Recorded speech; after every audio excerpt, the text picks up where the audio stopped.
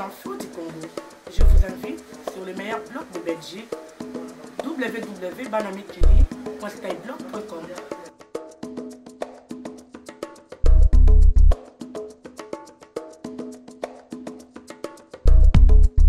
Depuis 10 ans. Appelez-nous, exprimez-vous. 33 9 693 693 70. Zéphirin Quadio. Bienvenue si vous nous rejoignez pour la seconde partie d'Appel sur l'actualité, avec à suivre dans un court instant vos témoignages, vos réactions et vos commentaires sur le conflit dans l'est de la RDC, avec, comme vous le savez, la chute de Goma hier. La capitale régionale du Nord Kivu est désormais sous le contrôle des rebelles du M23. Le mouvement qui jusqu'ici affirmait ne pas vouloir prendre Goma a donc changé d'avis. Un coup dur pour Kinshasa. Le président Joseph Kabila a appelé les Congolais à se mobiliser pour défendre leur souveraineté contre l'agression. Cette prise de Goma par les rebelles est aussi un échec cuisant pour la mission des Nations Unies déployée en RDC. Jusqu'où peut ou veut aller le M23 ? Quelle doit être la stratégie du pouvoir congolais face à cette situation ? Pour en débattre, vous nous rejoignez 33 9 693 693 70 09 693 693 70 si vous nous écoutez en France. Vous pouvez également poster vos commentaires sur la page Facebook de l'émission RFI Appel sur l'actualité. Plus d'une cinquantaine de commentaires au moment où je vous parle, mais priorité aux interventions à l'antenne avec Thomas qui est en ligne justement à Goma. Bonjour Thomas. Bonjour Anne, bonjour à tous les auditeurs de RFI. Moi c'est Zéphirin. Bienvenue Thomas, vous êtes à l'antenne. Quelle est la situation en ce moment à Goma où vous êtes ? Alors, la situation est très calme. La ville s'est réveillée dans un calme total. Il n'y a pas eu de coups de feu dans la nuit. Malheureusement, on n'a pas d'électricité ni d'eau dans la ville parce que apparemment la ligne de tension Bukavu-Goma a été touchée par des tirs. Donc, on a passé la nuit dans un noir total. Mais pour l'instant, la situation est calme. Les gens ont commencé à circuler et la rébellion a appelé les FARDC et la police qui sont encore dans la ville, de se regrouper au stade des volcans pour se rendre et recevoir les dernières instructions. Sinon, la situation est calme pour l'instant. Alors, situation calme. Globalement, que pensez-vous de ce qui se déroule en ce moment dans cette région de votre pays ? Quelle est votre analyse de la situation, de ce conflit ? Alors, mon analyse est la suivante. Avec la chute des Goma, malheureusement, c'est pratiquement la chute de toute la province. On ne peut pas parler de la chute de Goma et considérer que toute la province n'est pas tombée. On ne peut pas s'imaginer qu'une capitale d'un pays tombe aux mains des rebelles et qu'on continue à parler d'un pays sans cette rébellion. Aujourd'hui, avec la chute de Goma, c'est toute la province du Nord Kivu qui est tombée pratiquement.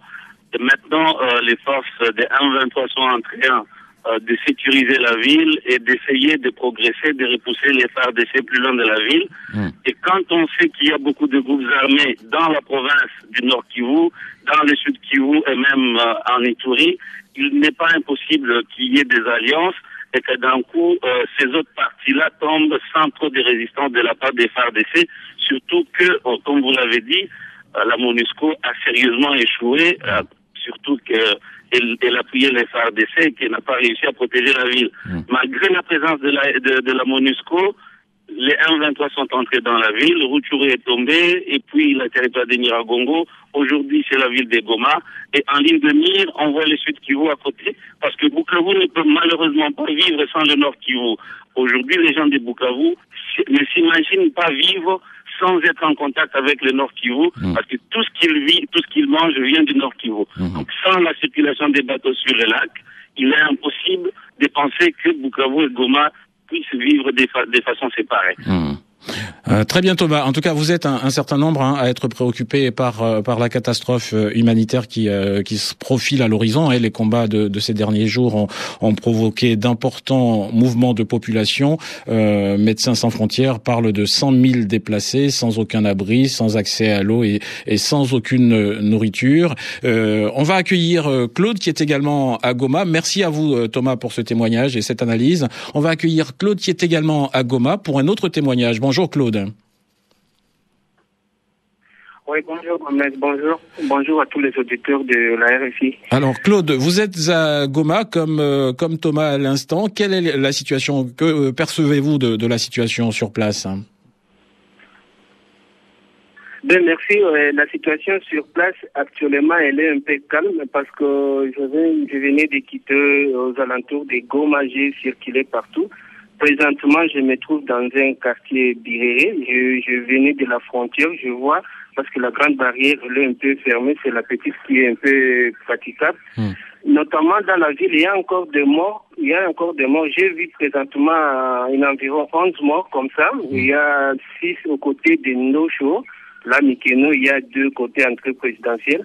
La situation elle est un peu normale, mais la population manifeste une joie ironique. Une joie ironique, dites-vous, c'est-à-dire? Une joie ironique, c'est-à-dire que c'est une déception de la part de la population. Ils cherchent la façon de faire semblant de manifester qu'ils sont pour les entrées dans la ville, soi-disant les armées révolutionnaires du Congo. Oui. Mais en réalité, c'est une détresse parmi la population parce que j'ai causé avec beaucoup de gens, ils me disent non, ils ne sont pas pour ça. Donc c'est ça en bref la situation normale que j'ai trouvée maintenant. En bref, c'est ça. D'accord. En tout cas, merci beaucoup Claude pour votre témoignage. On va accueillir Olivier qui est lui à Kinshasa, dans la capitale de la RDC. Bonjour Olivier. Bonjour Zéphirin, bonjour. Alors Olivier, question du débat aujourd'hui, jusqu'où peut ou veut aller le M23 qui, on le sait, occupe depuis mardi, donc depuis hier, contrôle le Nord Kivu. Quelle doit être selon vous la stratégie du pouvoir congolais face à la situation de cette région, de votre pays? Non, d'abord, ce qui est à déplorer, c'est que malgré toutes ces agressions répétées de la République démocratique du Congo qui viennent de son voisin direct, le Rwanda, parce que nous savons que derrière le M23, c'est en réalité le Rwanda, la RDC continue à être sous embargo militaire. Et ça rend la tâche difficile au gouvernement congolais.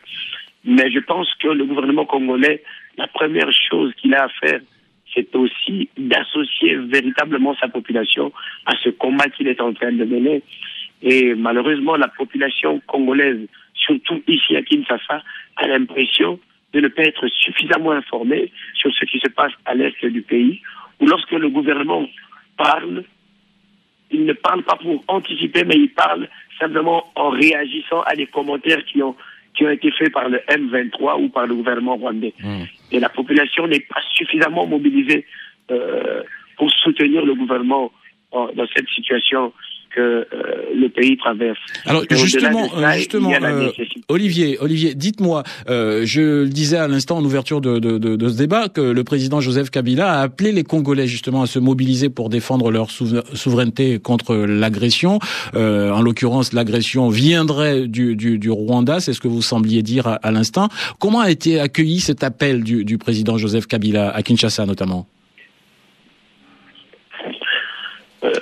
Je risque de tenir des propos assez durs, mais je ne sais pas si la voix du président Joseph Kabila est véritablement écoutée à Kinshasa. Donc, la population, de toutes les manières, avant même que le président Kabila lance son appel, a la nette impression que le président Kabila donne l'impression de ne pas être aux côtés de sa population. Donc, cet appel du président Kabila n'a pas eu vraiment d'effet. Je pense que le gouvernement doit davantage mobiliser la population à travers les médias. En temps de guerre, il y a des communications appropriées. Il y a la communication de la guerre qui permet d'impliquer la population dans le conflit. Mais ce n'est pas l'impression que nous avons. Lorsque vous suivez les médias congolais, tout se passe comme d'habitude, comme si la situation était normale, comme si la situation n'était pas grave. Non, Zéphirin, je pense que le gouvernement congolais a vraiment des efforts à faire, surtout en matière de communication. D'accord. En tout cas, merci beaucoup, Olivier, de votre point de vue, de votre analyse sur la situation de votre pays. On va accueillir un de vos compatriotes qui est à l'extérieur, qui est en Australie, à Perth. C'est Cléophas. Bonjour, Cléophas. Bonjour Zéphirin, bonjour à tous les auditeurs des RFI. Alors, est-ce que vous partagez l'analyse que vient de nous proposer votre compatriote Olivier depuis Kinshasa? Oui, en partie, mais j'aimerais ajouter que pour mobiliser la population, il faut d'abord être légitime, il faut avoir un vrai leadership. Ce n'est pas le cas avec le président Kabila. On connaît dans quelles conditions il a été réélu. Tout le monde sait qu'il n'a pas été honnêtement élu, donc il n'a pas cette capacité de mobiliser la population.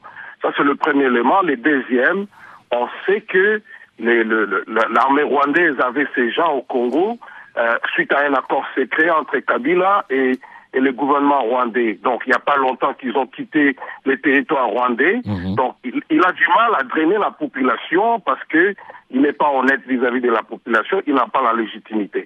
Alors, dans ces conditions-là, dans ce contexte-là, comment, selon vous, le pouvoir peut réagir aujourd'hui dans le cadre de ce conflit au Nord Kivu? Voilà, là, si j'ai bien compris, vous demandez un schéma des sorties de crise. Moi, je dirais, il faut d'abord qu'au niveau interne, qu'il y ait une concertation où on doit parler de tout, c'est-à-dire qui doit représenter la nation, qui doit engager la nation, et ensuite mettre tout le monde d'accord. On doit trouver la personne qui a la capacité, la possibilité de mobiliser toutes les forces vives de la nation, afin d'engager des discussions avec les Rwandais. Kabila n'est pas l'interlocuteur valable pour parler au nom des Congolais avec les autorités rwandaises. Très bien. Écoutez, c'est votre point de vue, en tout cas un point de vue qui est partagé par de nombreux commentaires, notamment sur la page Facebook. Mais on va toujours continuer avec l'idée d'accorder la priorité à l'antenne, à vos interventions à l'antenne, et on va accueillir Junior qui est à Lubumbashi, je crois. Bonjour Junior. Bonjour Zéphirin, c'est Junior depuis la capitale qui préfère du Congo. Lubumbashi, vous l'avez si bien dit. Très bien, merci. Vous êtes à l'antenne, voilà, sur ce débat-là, voilà, jusqu'où peut ou veut aller le M23 qui occupe, vous le savez donc, Goma depuis hier. Et quelle doit être la stratégie de Kinshasa vis-à-vis de cette situation? Bon, comme stratégie, le gouvernement congolais n'a qu'à réformer donc l'armée. Tout d'abord, les gens qui chapeautent l'armée, ils ne sont pas des gens bien formés pour défendre la patrie. Puisque la plupart des généraux, ce sont des gens qui sont dans le même parti politique que le président Kabila, ou soit ils ont des liens familiaux avec le président Kabila. Donc il faut qu'on insère en moins les gens syriens. Les gens sérieux à la place qu'il faut que de mettre les gens par fanatisme ou bien par lien de l'histoire. Donc tout ça c'est lié à la mauvaise gouvernance du gouvernement. Donc le gouvernement n'a qu'à prendre les choses au sérieux pour que tout puisse marcher. C'est ce que je pourrais prodiguer comme conseil au gouvernement. Merci beaucoup. Merci Junior. J'espère que votre message sera entendu. On va repasser par le standard 33 9 693 70. Gabriel est à Paris. Bonjour Gabriel. Oui, bonjour Zéphirin, bonjour. Bienvenue, vous êtes à l'antenne. Vous dites que vous êtes profondément déçu par le gouvernement de Joseph Kabila. Vous ne comprenez pas son inaction. Je le disais à l'instant, il a appelé les Congolais à se mobiliser pour défendre la souveraineté du pays. Que pensez-vous de cet appel? Est-ce que pour vous c'est un discours qui peut faire bouger les Congolais, qui peut fédérer les Congolais? Oui, je vous remercie Zéphirin pour cet appel. Puis pour mon intervention, et je salue tous les auditeurs de RFI. Pour ta question, je voudrais dire que, franchement, comme je l'ai dit hier sur l'antenne, tout Congolais est déçu. Je ne peux pas parler dans langue de bois. Je veux parler et dire ce que je pense, c'est-à-dire le Congo est agressé depuis très longtemps. Il y a un gouvernement, il y a un président de la République qui devraient prendre leurs responsabilités en main. Aujourd'hui, le Goma est tombé. Et pourquoi Goma est tombé?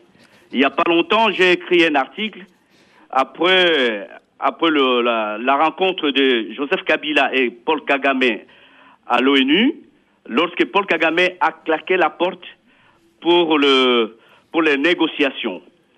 Mais déjà, avec tout cela, cela veut dire que Paul Kagame avait lancé un défi de guerre. Et aujourd'hui, nous sommes en guerre. Goma est tombé. Et j'avais même dit, pendant qu'ils étaient au sommet de la francophonie, que le M23 est en train de se préparer pour entrer dans Goma. Et aujourd'hui, ils y sont. Oui, Gabriel. Alors, pour conclure, en un mot, qu'est-ce qu'on doit faire aujourd'hui quelle doit être la stratégie du gouvernement de Kinshasa pour sortir de cette crise? Vous savez, Zéphirin, pour sortir le pays dans cette crise, pour moi, je vois que c'est déjà trop tard. La balkanisation qu'on chantait, qu'on parlait, mais elle est vivante aujourd'hui dans notre pays. Donc, je vois et je sens que notre pays, franchement, ça va devenir comme les Soudans. D'accord. Et tout le monde savait, tout le monde était armé pour ne pas arriver à ce point que nous avons aujourd'hui, de la honte, de l'humiliation, de l'opprobre du peuple congolais. Et tout ça parce que nos gouvernants n'y tiennent pas compte. On a compris, c'est donc la faute à la mauvaise gouvernance. Merci beaucoup Gabriel pour votre intervention en direct aujourd'hui. Ce matin, dans le cadre de ce débat consacré au conflit dans l'Est de la RDC, on repasse au standard.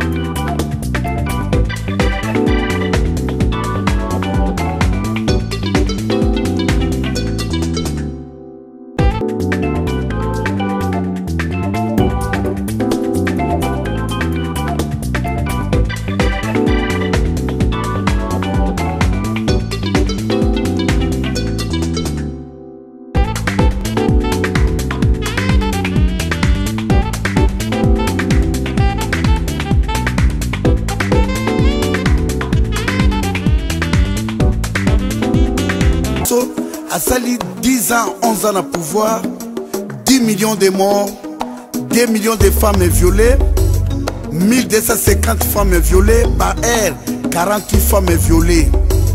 Ari Hippolyte Kanambe, le fils de Christophe Kanambe et Madame Marceline, vous serez jugés d'ici là.